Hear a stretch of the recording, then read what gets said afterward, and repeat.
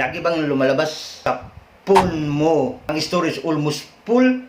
Don't worry. May mabilis akong tricks para lumuwag phone memory mo. Let's go!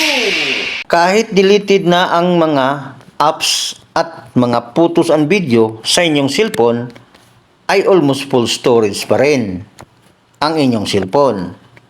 Sa video na ito ay may share akong simple tips and idea kung paano ma-delete ng tuluyan ang mga apps na nag-consume pa rin ng storage. Ang una natin gawin ay itap natin ang Play Store. Yan. At ang sunod, dito sa itaas, itap natin ang Profile. Dito sa baba, itap natin ang Manage Apps and Device.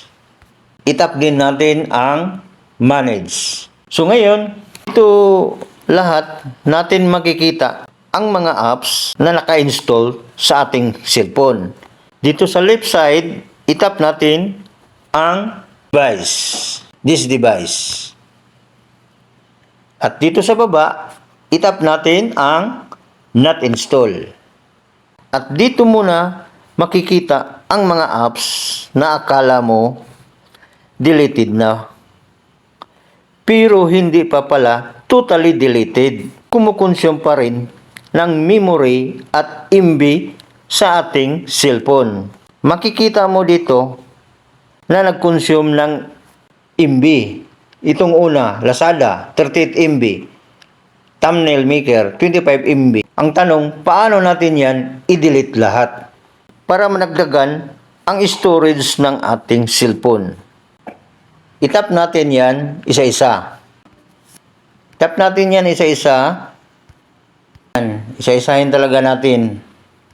Yan, itap natin ang delete. At itap ang remove. Tamo, deleted na lahat. Punta tayo sa YouTube.